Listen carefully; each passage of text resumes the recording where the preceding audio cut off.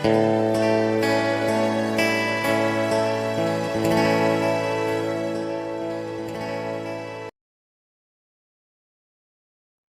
734. Jangan panik, aku di sini. Ada jejak kaki di dua lorong pertigaan ini.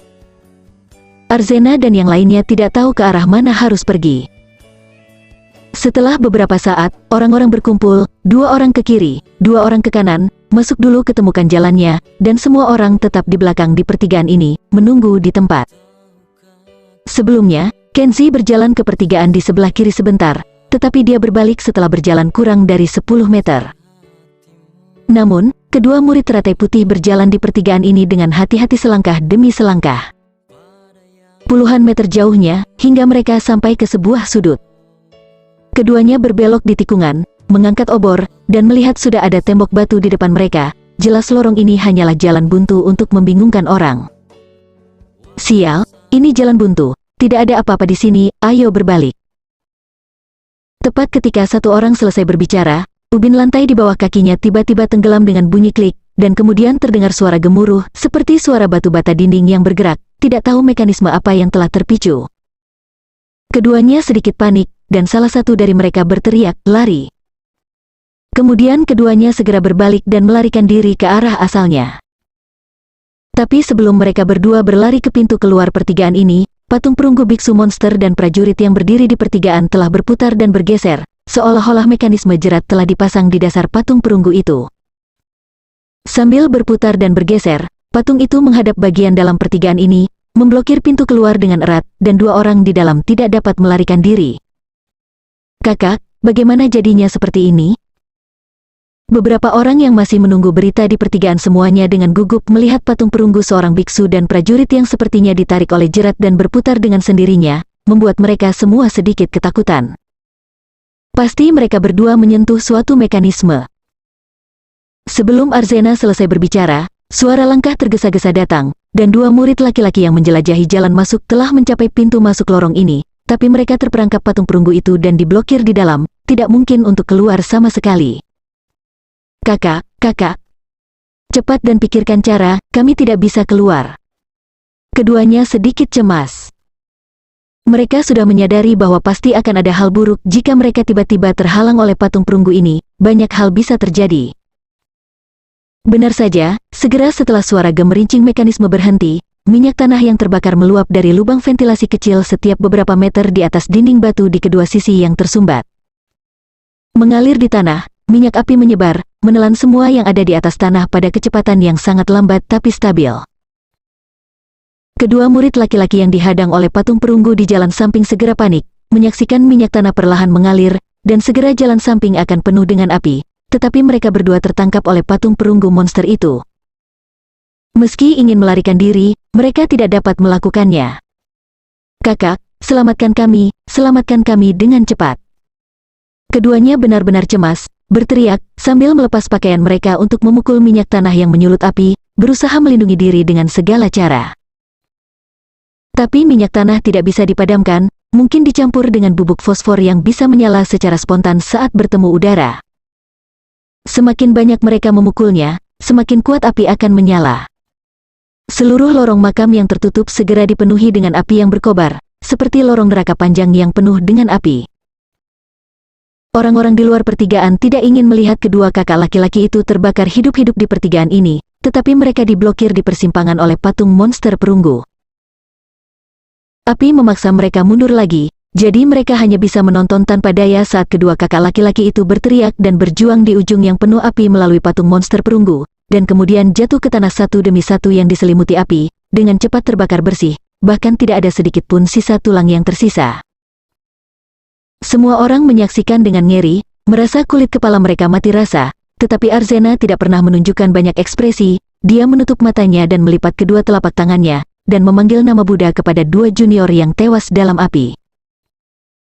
Tidak lama kemudian, api berangsur-angsur padam, dan suara mekanisme gemuruh terdengar lagi. Patung perunggu monster yang menghalangi persimpangan ditarik oleh mekanisme jerat, diputar dan digeser lagi, kembali ke posisi semula. Patung seorang biksu dan tentara berdiri menyamping di pinggir jalan, dengan wajah galak, seperti sebelumnya, menjaga pintu masuk pertigaan ini.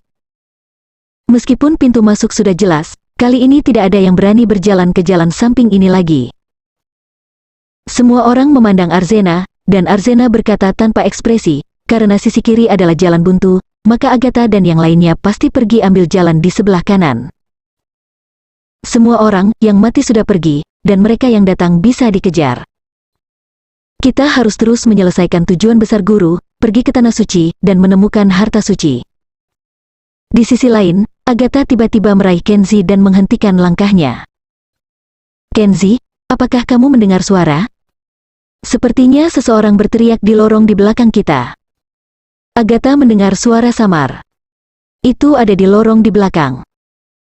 Suara melolong dan menjerit, meski jaraknya agak jauh, tetapi karena medan lorong makam yang sempit dan tertutup, suara yang jauh masih dapat ditransmisikan secara samar seperti mikrofon yang panjang. Kakak seniormu yang hitam dan jelek yang memimpin mereka. Kurasa kumbang darah merah itu tidak membunuh mereka semua. Sekarang, mereka perlahan mengikuti kita dari jauh. Telinga Kenzi jauh lebih tajam dari Agatha dan dia sudah mendengar gerakan di bagian belakang. Tetapi Kenzi tidak akan peduli dengan orang-orang itu. Jika Arzena dan orang-orang itu ingin mengikuti mereka untuk membuat masalah, Kenzi tidak akan menyia-nyiakan waktu dengan mereka, dan membunuh mereka semua. Kenzi telah lama tidak senang dengan biarawati Arzena yang jahat dan jelek. Selama dia berani datang, Kenzi akan menjadi orang pertama yang membunuhnya. Agatha sedikit bingung, dan mendesak Kenzi, ayo cepat pergi dan singkirkan mereka jauh. Jika Arzena menyusul, kita selesai. Kenzi masih berjalan maju tanpa terburu-buru berjalan dan berkata, mengapa kamu panik, dengan aku di sini, kamu masih takut dengan biarawati Arzena yang jelek itu? Selama dia berani datang, aku hanya ingin menyelesaikan hutang sebelumnya. Agatha berkata, Kenzi, jangan remehkan Arzena. Dengan kekuatan Arzena saat ini, kamu pasti bukan tandingannya. Untuk mencegah terulangnya kecelakaan yang terjadi pada ninja wanita oriental terakhir kali, Master secara khusus mengumpulkan 5 tetua suci untuk membantunya membuka tendonnya dan meningkatkan keterampilannya. Sekarang Arzena telah menembus tenaga dalam pedang. Mendengar Agatha mengatakan ini, Kenzi sedikit terkejut. Dalam kesannya, biarawati Arzena yang jelek dipukuli oleh ninja Jepang tempo hari dan melarikan diri. Hanya saja dia tidak menyangka Arzena memiliki keberuntungan yang begitu baik sehingga dia benar-benar bisa mengendalikan energi dalam. Kamu harus tahu bahwa Kenzi baru saja mencapai keadaan melepaskan kekuatan internal dan kekuatan eksternal. Pada jarak beberapa langkah, masih mungkin untuk mengontrol tenaga dalam dan mengetuk titik akupuntur, tetapi untuk mengontrol tenaga dalam dan menjadi pedang, itu masih kurang 1 tingkat. Agatha mempercepat langkahnya dan berjalan di depan Kenzi. Aku tahu kamu sangat kuat, tetapi kamu tidak boleh sombong. Arzena saat ini bukan terakhir kali kamu melihat Arzena. Jika dia benar-benar mengejar, kamu dan saya tidak bisa melarikan diri. Kenzi meliriknya, tetapi tidak bersuara. Mereka berdua berjalan sebentar, dan sampai di ujung lorong makam yang panjang. Ada juga 2 patung perunggu biksu dan tentara monster yang menjaga kedua sisi lorong, tapi kali ini tidak ada pertigaan di lorong itu. Hanya 2 pintu batu tebal sebagai jalan keluar dari lorong itu, tapi itu diblokir. Agatha tiba-tiba menjadi sedikit gelisah, dan berkata, Kenzi, saya sedikit khawatir. 2 patung perunggu biksu dan tentara monster itu tampak aneh. Ada peringatan bahwa tidak ada kelahiran dan tidak ada kematian, dan dewa iblis ditempatkan. Agatha menunjuk ke gerbang batu saat dia berbicara. Di atas, simbol aneh berwarna merah tua yang menarik perhatian menyerupai tanduk binatang terukir di dinding batu. Bab 735. Jangan menakuti dirimu sendiri. Ketika kamu melihat tanda ini, itu berarti kamu telah tiba di pintu masuk kuil merah. Kenzi berani, dan tentu saja dia tidak akan terpengaruh oleh kegelisahan Agatha, apalagi dia telah melihat tanda ini di peta harta karun suci. Dia mengetahui bahwa saat melihat tanda ini, dia telah tiba di kuil merah. Dia berjalan mendekat, meraih 2 tarikan tembaga pada 2 pintu divisi, dan menariknya pada saat yang sama, dan pintu batu itu perlahan-lahan dipisahkan. Tidak ada yang aneh, tidak ada yang terjadi. Lihat, kita sudah berjalan keluar dari bukit, dan jika kita melangkah lebih jauh, kita akan melihat kuil merah. Dengan terbukanya gerbang batu, matahari sudah terlihat di luar. Di bawah sinar matahari, ada sebuah lembah kecil yang dikelilingi tebing terjal di depannya. Ratusan bunga bermekaran di lembah. Burung dan hewan langka terus berlari, dan ada mata air gemericik yang mengalir dari puncak salju yang menjulang tinggi di kejauhan. Tempat ini penuh vitalitas, seperti surga yang tersembunyi. Keduanya berjalan ke lembah, dan setelah berjalan beberapa meter, mereka melihat tablet batu lapuk berdiri di antara bunga liar dan rerumputan langka. Mereka samar-samar dapat melihat beberapa prasasti sederhana di permukaan tablet yang sepertinya tertulis. Tempat penting kuil merah, dilarang masuk. Tertanda, biksu sesat. Melihat tablet batu kuno ini, Agatha akhirnya menjadi bahagia. Memang benar dia mengikuti Kenzi sepanjang jalan. Sekarang dia telah tiba di tempat penting kuil merah, tempat biksu sesat tinggal sendirian di tahun-tahun terakhirnya. Keduanya dengan santai berjalan mengelilingi lembah kecil ini 2 kali, melihat bunga dan tanaman eksotis di lembah ini. Kebanyakan dari mereka adalah kunyit, datura dan bunga dan tanaman liar merah cerah lainnya. Agatha melihat sekeliling, dan ada yang keluar dari emosi katanya, catatan rahasianya benar. Area kunyit, datura, dan bunga serta tanaman eksotis lainnya yang luas ini harusnya dibudidayakan secara khusus oleh biksu di tahun-tahun awal, sehingga area yang luas tertinggal. Konon bahwa biksu sesat paling suka menanam tumbuhan obat langka, terutama di tahun-tahun terakhirnya. Dia terobsesi dengan studi tentang pengobatan rahasia Tibet, jadi dia membuka halaman kecil sendirian, menanam bunga dan tanaman favoritnya, dan menggunakan bunga-bunga eksotis ini untuk obat herbal. Dia mencoba untuk meneliti dan menyiapkan berbagai ramuan dengan efek berbeda. Alasan mengapa disebut kuil merah adalah karena biksu di tahun-tahun terakhir mereka terlalu menyukai bunga dan tanaman merah cerah ini, jadi mereka memberi nama ini. Agatha berkata pada dirinya sendiri, Kenzi tidak berbicara padanya, tetapi melihat ke arah dinding bukit dengan mata air bukit yang mengalir di depan. Ada depresi alam yang besar di dinding bukit. Di gua yang tenggelam ini terdapat kuil batu yang sangat lapuk dengan 2 lantai dan panjang lebih dari 10 meter. Meskipun dinding batu bata terlihat lapuk dan terkelupas di mana-mana, namun seluruh candi batu tersebut masih kokoh, masih mempertahankan bentuk aslinya, dan belum runtuh. Kenzi memimpin Agatha ke reruntuhan kuil merah, dan pertama kali memasuki lobi kuil batu. Aula utama mengabadikan patung Buddha Tathagata besar dengan tembaga berbintik-bintik dan karat. Meskipun aula Buddha ini relatif luas, tidak ada yang bisa diperhatikan kecuali rumput liar yang muncul dari lantai batu bata. Kenzi melihat sekeliling dengan santai, lalu pergi ke aula samping yang berdekatan. Keempat aula samping masing-masing mengabadikan patung perunggu dari 4 penjaga Buddha. Tetapi di depan patung Buddha King Kong yang tampak marah ini, ada juga peti mati kristal, yang tampaknya khusus untuk dilihat dan disembah orang. Kenzi berjalan ke peti mati kristal dan menyeka debu di penutup peti mati kristal.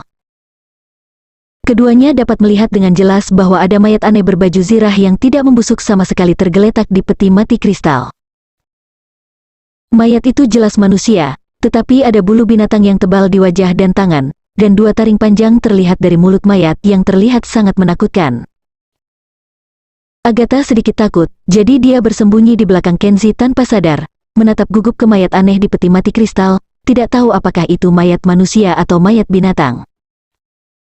Kenzi berkata dengan ringan, "Jangan takut, ini bukan monster, itu pasti sejenis manusia kera atau serigala, mungkin manusia yang dibesarkan oleh sekawanan serigala. Jika kamu menjinakkan mereka dan mengenakan baju besi pada mereka, akan terlihat seperti ini. Aku mungkin mengerti sekarang. Kamu mengatakan sebelumnya bahwa tercatat dalam catatan rahasia bahwa biksu sesat menaklukkan banyak monster dalam hidupnya dan kemudian menjadi prajurit biksu di bawah gerbang kuil teratai putih. Ini mungkin merujuk pada pria di dalam peti mati." Dia mengangkat kepalanya dan melihat ke depan, yang diabadikan adalah penjaga Buddha Dharma King Kong. Jelas, dia memberitahu semua orang bahwa pria yang terbaring di peti mati telah melakukan pelayanan berjasa dalam menjaga tempat suci. Dia harus diabadikan di aula Buddha, seperti santo pelindung, dan dikagumi selamanya. Berbalik dan melihat ke samping, jika tebakanku benar, mayat di peti kristal di 3 aula samping lainnya mungkin berada dalam situasi yang sama. Mereka adalah anak manusia atau kera yang dibawa pergi dan dibesarkan oleh binatang buas sejak mereka masih muda. Singkatnya, ini adalah pebukitan Himalaya. Ada hal-hal seperti itu. Di pebukitan primitif Himalaya lebih dari 1000 tahun yang lalu, hampir setengah manusia seperti ini. Diperkirakan akan ada lebih banyak manusia setengah binatang. Mendengar ini, Agatha bergegas ke aula samping yang berdekatan, menyeka debu yang terkumpul di peti mati kristal, dan tentu saja, tebakan Kenzie benar. Di dalam peti mati itu ada mayat seorang lelaki tinggi liar yang mengenakan baju besi tetapi dengan rambut panjang di sekujur tubuhnya. Dia melirik Kenzie dengan berkedip di matanya yang indah, diam-diam mengagumi, pria ini sepertinya tahu banyak hal, dia memang orang yang pintar. Keduanya berjalan mengitari aula Buddha kuil merah sebentar, tetapi tidak menemukan apapun yang berharga, jadi mereka melanjutkan ke perhentian berikutnya, kuil putih. Menurut petunjuk peta harta karun suci, pintu masuk kuil putih berada di belakang mata air pebukitan yang mengalir di dekat kuil merah. Itu adalah lorong gelap seperti gua tirai air yang ditutupi oleh air terjun. Kemudian dijaga oleh patung-patung perunggu ganas dari biksu dan tentara, itu hanyalah sebuah gua sederhana. Melewati gua, melewati bukit, lalu menaiki tangga batu, keduanya berjalan sejauh 2 atau 3 kilometer, dan mereka sudah berada di puncak bukit yang tertutup salju. Medan di sini juga aneh, jelas merupakan puncak salju yang membeku di langit, tetapi ada danau bukit salju yang mengepul di tempat ini, yang mungkin merupakan mata air panas yang menyembur keluar dari tanah dan berkumpul bersama. Itu adalah sekitar setengah ukuran lapangan sepak bola, sangat jarang terjadi. Keduanya datang ke danau beruap dan melihat sekeliling, kecuali salju, bebatuan, dan danau yang mencair, tidak ada rumput atau pohon, dan mereka tidak melihat bangunan buatan seperti kuil. Kenzie duduk di atas batu dan dengan hati-hati mempelajari peta harta karun suci yang digambar ulang di tangannya, tetapi informasi panduan tentangnya berhenti tiba-tiba ketika dia mencapai puncak salju ini, tanpa instruksi apapun. Bisakah kamu menunjukkan kepadaku?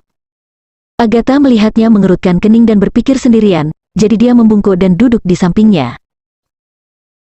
Setelah menemukan di sini jauh-jauh peta harta karun suci yang digambar ulang ini tidak perlu lagi dirahasiakan, jadi Kenzie menyerahkan peta harta karun suci itu kepadanya. Agatha mempelajarinya untuk waktu yang lama, tetapi seperti Kenzie, tidak ada lagi informasi di peta harta karun suci ini, jadi tentu saja dia tidak bisa mengetahui di mana kuil putih akan berada. Kurasa di bawah danau ini. Kenzie berdiri, menurunkan ranselnya, lalu melepas mantelnya dan berkata, medannya lebih dari 1000 tahun yang lalu jadi tentu saja berbeda dari sekarang. Tidak menutup kemungkinan pada saat itu ketika biksu itu membuat gambar, danau di sini belum terbentuk. Mungkin ini hanya cekungan di puncak bukit yang dikelilingi puncak salju, atau tidak ada mata air panas di sini, tetapi seiring berjalannya waktu, bebatuan runtuh dan air mata air panas meluap dari bukit, dan kemudian secara bertahap berkumpul dan menenggelamkan kuil putih biksu sesat. Singkatnya, saya ingin pergi ke air untuk melihat-lihat, sedangkan untuk Anda, kamu harus tetap di sini dan menunggu kabar saya. Kenzie berkata dan telah menanggalkan bajunya, memperlihatkan bagian atas tubuhnya yang kokoh, dan melompat ke danau dengan plop.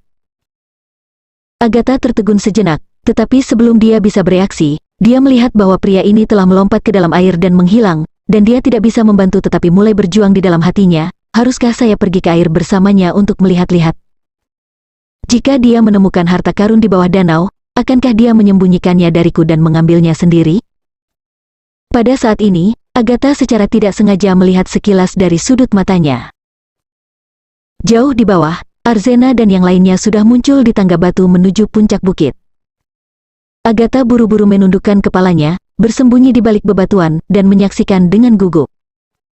Kakak, lihat. Ada jejak kaki di depan, rubah Agatha itu pasti membawa pria itu ke puncak salju di atas. Percepat dan kejar mereka. Jika Agatha berani melawan, bunuh saja dia. Arzena menghunus pedangnya dari belakang, memimpin beberapa murid laki-laki dan mendekati puncak bukit. Agatha sedikit panik, mengetahui bahwa begitu dia bertemu dengan saudari Arzena, dia akan ditangkap dan dihukum berat, atau dia akan dibunuh di tempat, tidak ada jalan lain. Tetapi puncak bukit yang tertutup salju ini tidak terhalang, bahkan jika dia ingin menghindari mereka, tidak ada tempat untuk bersembunyi. Jadi dia buru-buru melepas pakaian yang dilepas Kenzie dan menyembunyikannya di gua yang berantakan. Kemudian, tanpa melepas pakaiannya, dia berjalan perlahan ke danau, menarik napas dalam-dalam, dan menyelam ke dasar air.